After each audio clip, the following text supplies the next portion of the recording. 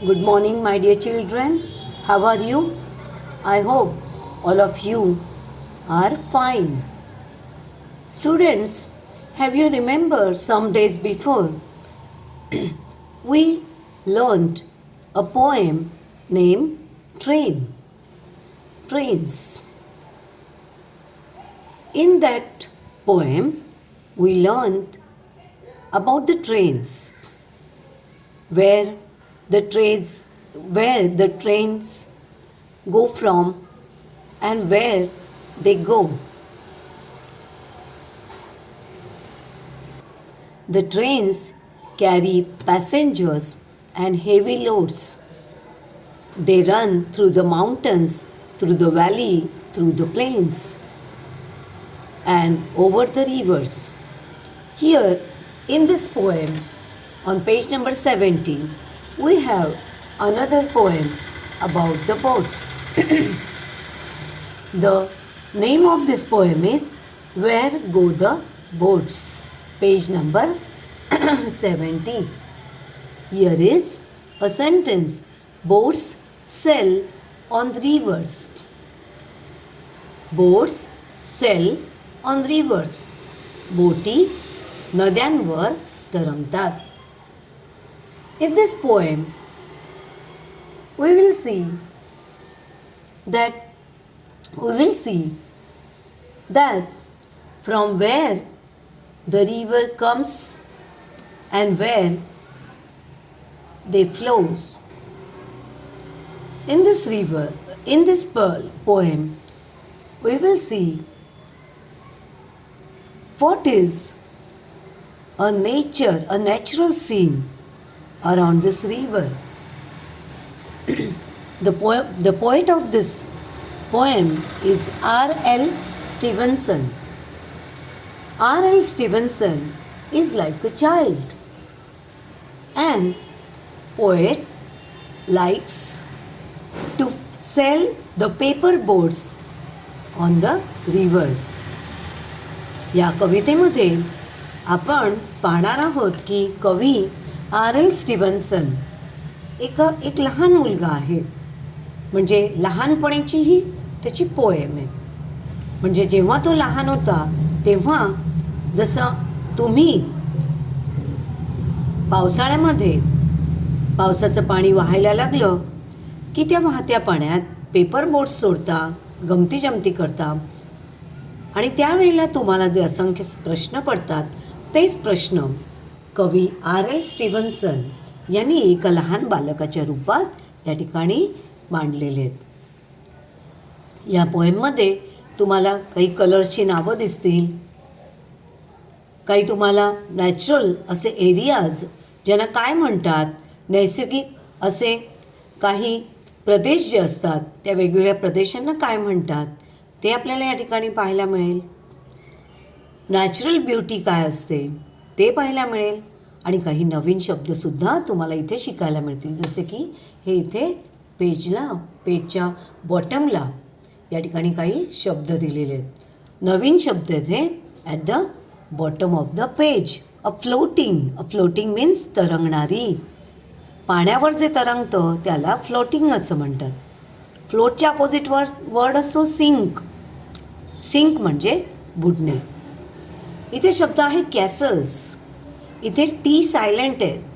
Castles म्हणजे किल्ले किंवा किल्ल्यांसारखे दिसणारे राजवाडे, वाडे, त्याला कॅसल्स म्हणतात. त्यानंतर फोम. आता हल्ली तुम्ही घरी फोमच्या रूपातले साबण किंवा सॅनिटायझर वापरता.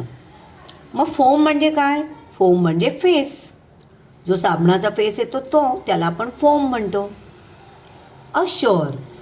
अशोर म्हणजे सी शोअर, जसं आपण म्हणतो समुद्रकिनारा, तसा अशोअर म्हणजे किनाऱ्यावर. आणखी जर काही नवीन शब्द आले तर तेही आपण या ठिकाणी पाहणार आहोत. Let's see the poem now. I am very sorry students, आज मी तुम्हाला आजची तारीख आणि वार तर सांगितलंच नाही. सुरुवात करूया आपण. Today is Wednesday and it's 2nd of February 2022. And let's see the poem. Where go the boats? Dark brown is the river, golden is the sand. It flows along forever with trees on either hand. Green leaves are floating, castles of the foam, boats of mine are boating, where will all come home? On goes the river and out past the mill, away down the valley, away down the hill, away down the river, 100 miles or more. Other little children shall bring my boats ashore. In this nature, ह्या निसर्गामध्ये आपल्याला काय काय दिसतं? A river is flowing down, a river is flowing through the valley. नदी ही डोंगरांमधून, the river is flowing from the hills और फ्रॉम द माउंटन. टेकडींवरून, पर्वतांवरून नदी वाहत वाहत पुढे जाते. काही ठिकाणी ती व्हॅलीमध्ये पण प्रवेश करते.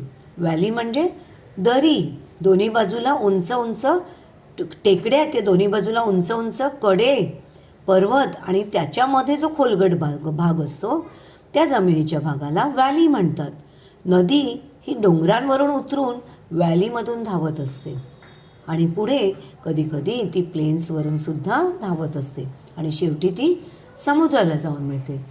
मग या छोट्याशा मुलाला ही कविता सुचते.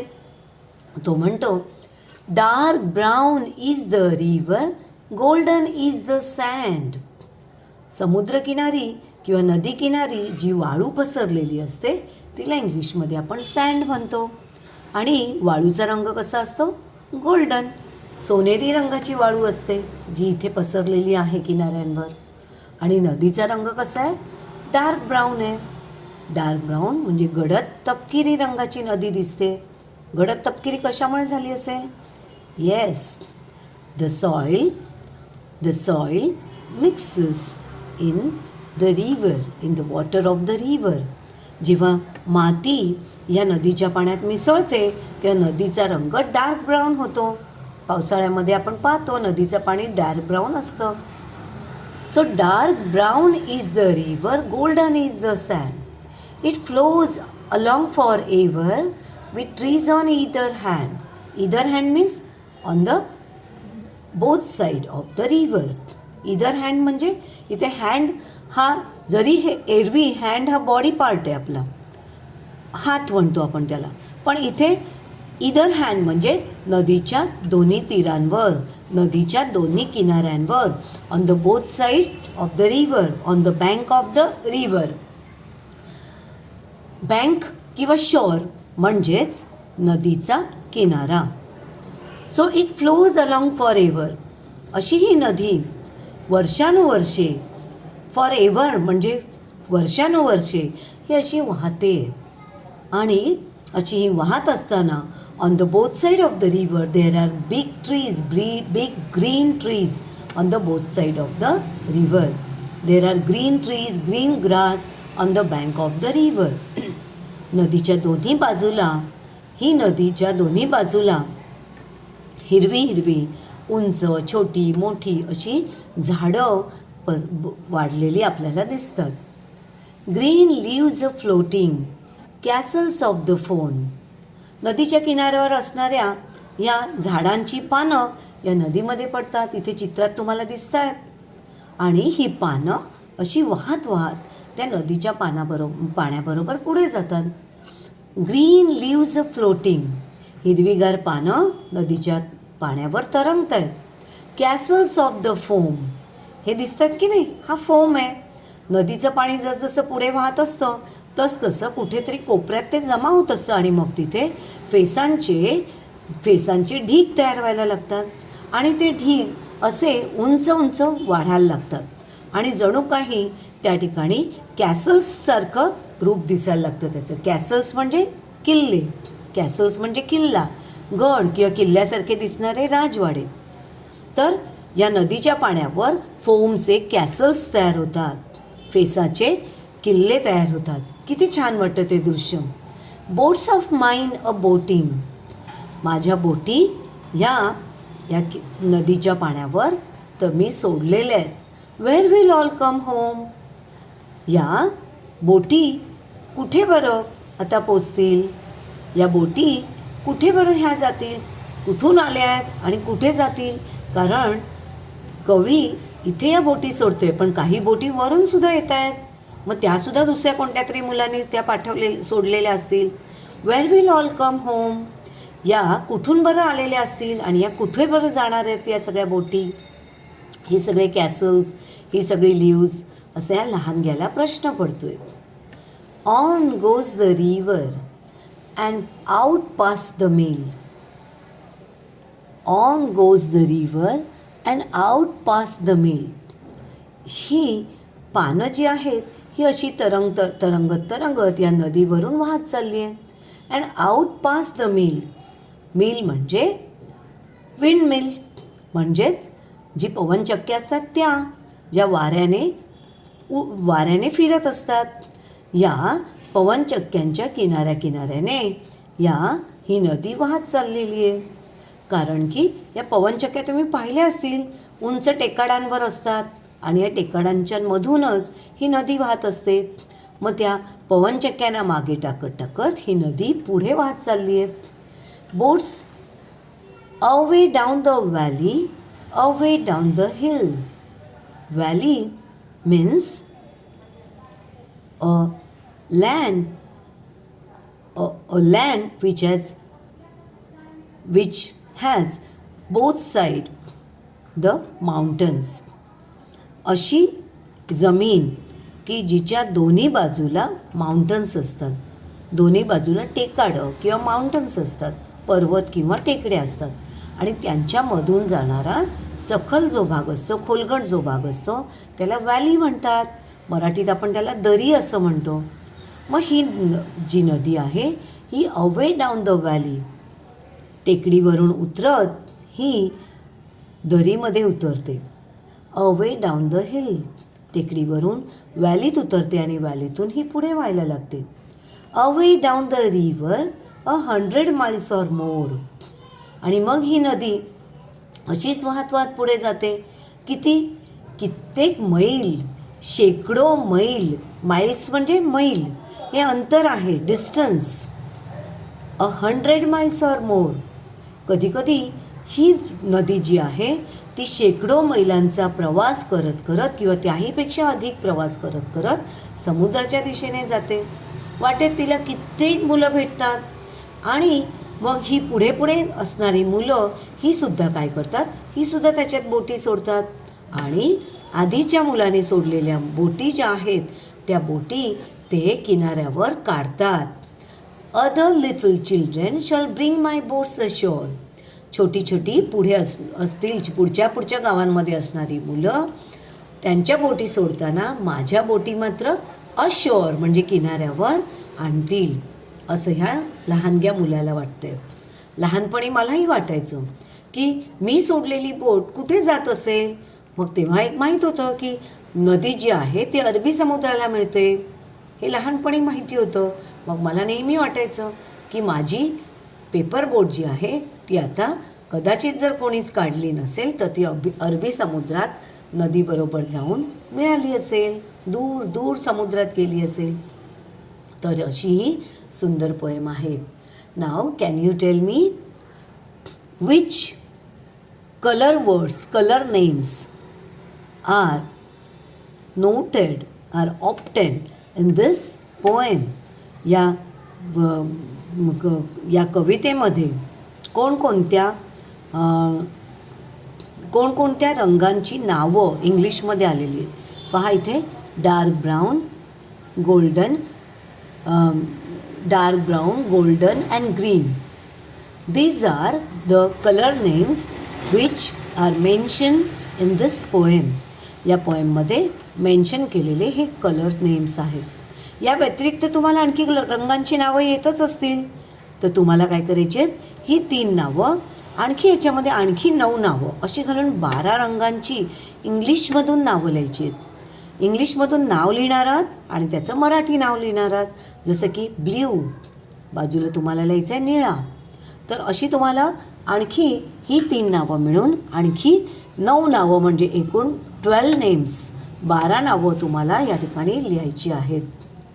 त्यानंतर तुम्ही या कवितेमध्ये असणारे खाली जे दिलेले शब्द आहेत ते लिहायचे आहेत. आणि आता मी ही कविता तुम्हाला म्हणून दाखवते. तुम्हाला ती कविता पाठ पण करायची आहे, कारण तोंडी परीक्षेच्या वेळेला मी तुम्हाला कविता गायनाचा व्हिडिओ पाठवायला सांगणार आहे. तर आता आपण गाऊया ही कविता. ऐका हां. Dark brown is the river, golden is the sand, it flows along forever with trees on either hand, green leaves are floating, castles of the foam, boats of mine are boating, where will all come home? On goes the river and out past the mill, away down the valley, away down the hill. Away down the river, 100 miles or more, other little children shall bring my boats ashore. Dark brown is the river, golden is the sand, it flows along forever with trees on either hand. Green leaves are floating, castles of the foam, boats of mine are boating, where will all come home? On goes the river and out past the mill, away down the valley, away down the hill. Away down the river, 100 miles or more, other little children shall bring my boats ashore. Students, I hope all of you like this poem very much. On the next page, page number 71, here is a paperwork craft. Okay, page number 71. Ships sail on the seas. Boats या आकाराने लहान असतात, त्यामुळे मागच्या पानावर आपण बघितलं तर boats sail in the river, but ship sail on seas. समुद्रांमध्ये बोटी म्हणजेच जहाजं, मोठी जी जहाजं असतात त्यांना शिप्स म्हणतात. शिप्स तरंगत असतात, तर नद्यांवर बोटी तरंगतात. आता आपल्याला या पेजवर बोट कशी बनवतात याचे 10 नंबर्समध्ये काय केलेले आहेत त्याची कृती दाखवलेली आहे आणि खाली काही वाक्य दिलेली आहेत. How did you do it? तुम्ही ती कशी केली? शो मी, मला दाखवा. लेट मी शो यू, मला तुम्हाला ती दाखवू दे. फोल्ड इट लाईक दिस, याप्रमाणे दुमडा, फोल्ड करा.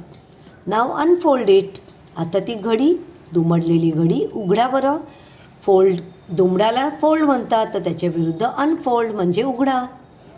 मेक अ क्रीज, आता काय करा, अशा प्रकारे क्रीज करा. आता इथे क्रीज हा शब्द तुमच्यासाठी नवीन आहे. क्रीज म्हणजे घडी घाला, दुमडा. Make a crease, press it down, आता ती घडी घातल्यानंतर ती प्रेस करा. Fold it on the other side, आता दुसऱ्या बाजूला फोल्ड करा, दुमडा. लाईक दिस, याप्रमाणे का? No, not like that. Like this, नाही नाही, तशी नाही, अशी. शो दॅट अगेन, पुन्हा दाखवा ना. गॉट इट, समजलं? I have got that now, हो, आता मला कळलं. येस, यू आर राईट, हो, आता तुझं एकदम बरोबर आहे. ही सर्व ही जी वाक्य आहेत, ही वाक्य आपल्याला ही बोट एखाद्याला शिकवताना किंवा आपण शिकताना, ही बोट शिकताना या वाक्यांचा आपल्याला कसा उपयोग करता येईल किंवा दुसऱ्याला शिकवताना आपल्याला या वाक्यांचा कसा उपयोग करता येईल, इंग्लिशमधून या सूचना कशा बरं द्यायच्या, हे आता मी तुम्हाला एका व्हिडिओच्याद्वारे शिकवणार आहे. आणि तुम्हाला सर्वांना ही अशी घोटीव पेपरची म्हणजेच मार्बल पेपरची बोट बनवून मला त्याचा फोटो पाठवायचा आहे. आय होप तुम्हाला ही पोएम व्यवस्थित कळली असेल. आणि आता तुम्ही ही पोएम जी आहे ती सुंदर हस्ताक्षरात लिहिणार आहात प्रथम. त्यानंतर ही कविता वाचायची आहे 2 वेळा. मी जशी गायला शिकवली तशी गायची आहे. रोजच ही गाऊन ती तुम्हाला पाठ करायची आहे. त्यानंतर तुम्हाला हे शब्द आणि त्यांचे अर्थ जे दिलेत ते लिहायचे आहेत. हे झाले की मग मी तुम्हाला याबद्दलचे 2 प्रश्न पाठवणार आहे. ते प्रश्न लिहून त्यांचे आन्सर्स लिहायचे आहेत आणि मग तुम्हाला ही बोट बनवायची आहे. तर आय होप आजचा लेसन तुम्हाला सर्वांना समजला असेल. आता मी तुमची रजा घेते. Stay at home, stay fit, stay safe. Goodbye. Have a nice day ahead. Good bye.